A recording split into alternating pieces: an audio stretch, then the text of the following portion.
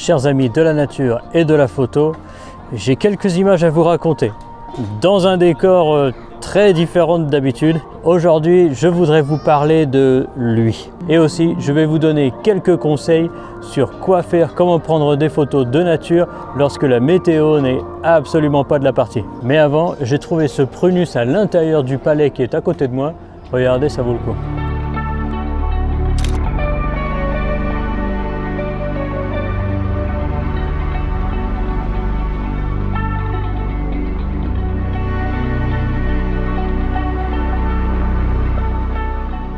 Comme vous pouvez le voir derrière moi, si vous êtes déjà venu à Séoul, je suis au palais de Gyeongbokgung, le plus grand palais de la ville, peut-être le plus grand palais du pays si je ne m'abuse. Je ne suis pas dans le palais lui-même, je suis juste à l'extérieur. Ici c'est le Folk Museum, c'est le musée des arts folkloriques, des arts populaires, parce que juste devant, il y a un arbre que je voulais vous présenter.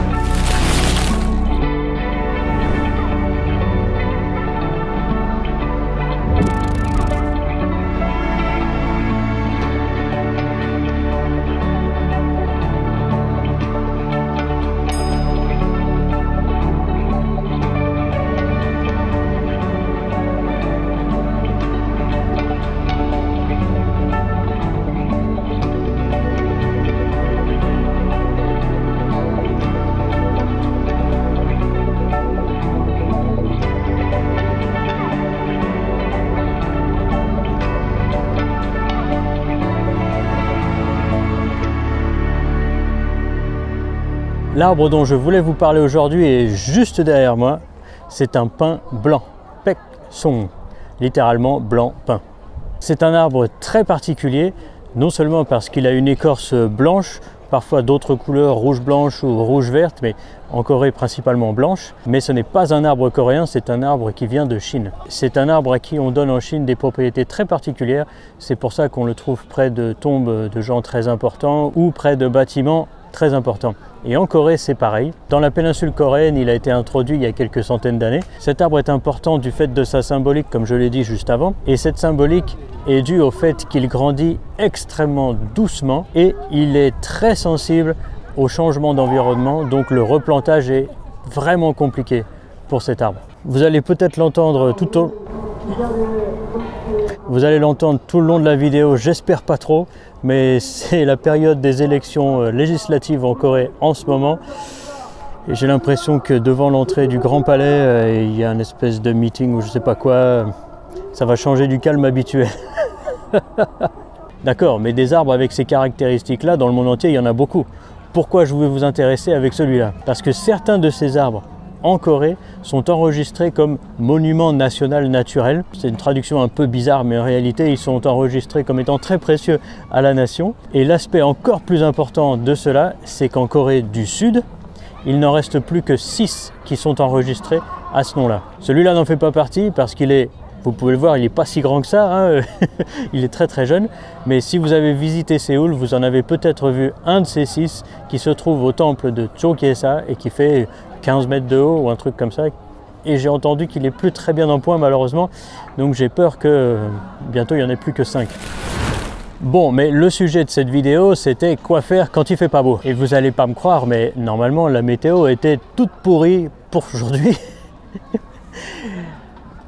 Et les nuages ont disparu.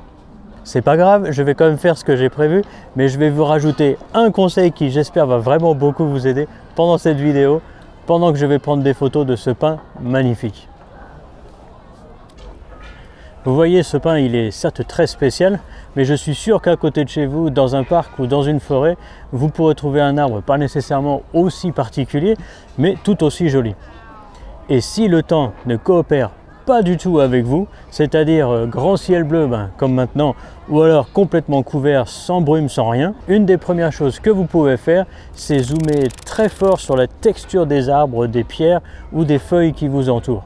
Aujourd'hui, je suis venu avec toute ma quincaillerie, donc j'ai sorti mon 100-400 mm, puisque je ne le sors pas très souvent, je me suis dit que j'allais lui donner un petit peu d'exercice. Si vous vous souvenez la vidéo de la semaine dernière, je vous ai dit qu'en arrivant ce que je fais toujours, c'est je tourne autour. Alors encore une fois, je ne vous l'ai pas montré parce que je fais que marcher autour de l'arbre. Et ensuite, j'ai essayé de trouver des sujets. Pour moi, le plus important dans cet arbre, c'est un, l'écorce, comme je viens de vous le dire, mais deux, ce sont toutes ces branches qui partent vers le ciel, et toutes ces branches créent des formes très verticales, parfois diagonales, mais en tout cas fascinantes. Donc mes sujets pour les photos que je vais vous montrer dans cette première partie sont 1. La texture de l'écorce de cet arbre très particulier, et 2. Appuyer cela sur les formes des branches.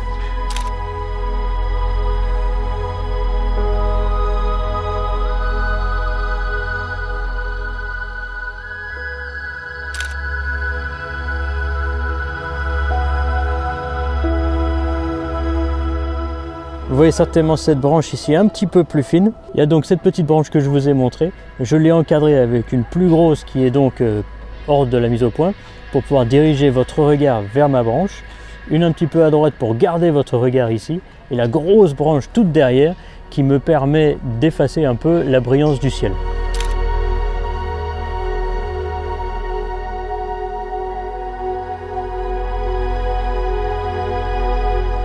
L'astuce que je peux vous donner lorsque vous prenez des photos de texture ou de forme, c'est d'oublier les couleurs.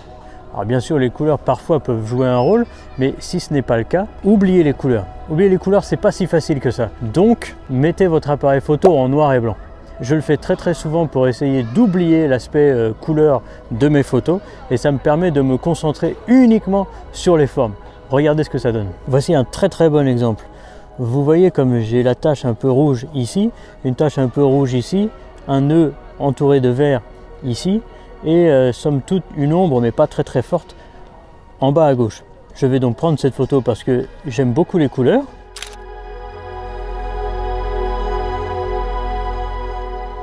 Si je dézoome un petit peu, voilà, j'ai donc presque tout le début du tronc, et que je me mets en noir et blanc, comme ceci, eh bien je vois que le côté juste au-dessus de l'ombre que je vous ai montré juste avant devient super intéressant, et c'est ce contraste maintenant que j'aimerais bien capturer en photo.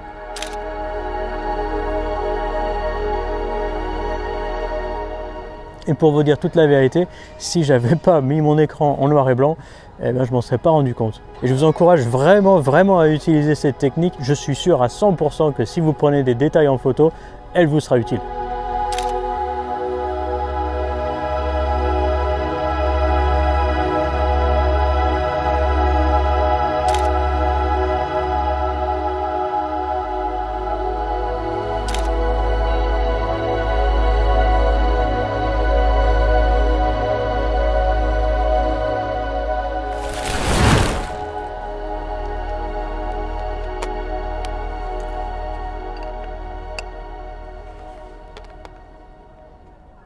Mais vous n'avez peut-être pas un très gros zoom, ou vous n'avez pas d'objectif macro, et vous voudriez quand même prendre une photo de cet arbre. Dans ce cas-là, utilisez votre grand angle et allez à l'intérieur des arbres, regardez vers le ciel et utilisez la distorsion du grand angle pour faire ressortir les branches très grands, un peu comme un feu d'artifice. Alors c'est peut-être pas la meilleure image, mais en tout cas dans ma tête ça se passe comme ça.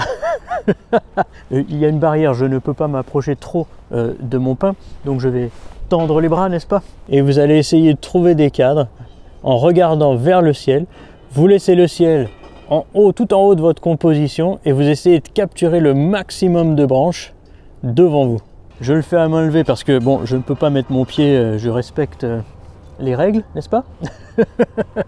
Mais je pense qu'un pied ça serait bien, surtout si vous avez besoin de faire un focus tag, comme vous allez être très proche de votre premier plan.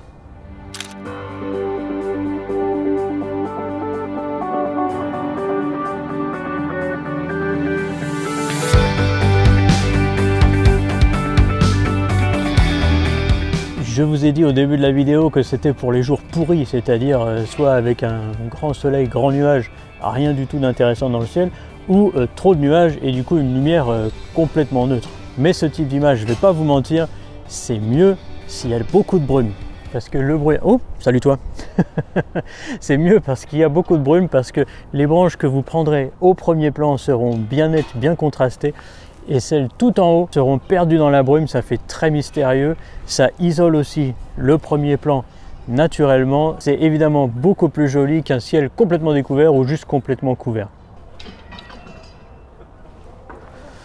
Bon, je suis vraiment limité par cette petite démarcation là, ça me saoule. Mais bon, on est en plein milieu du plus grand palais de Séoul, hein, faut comprendre. Alors...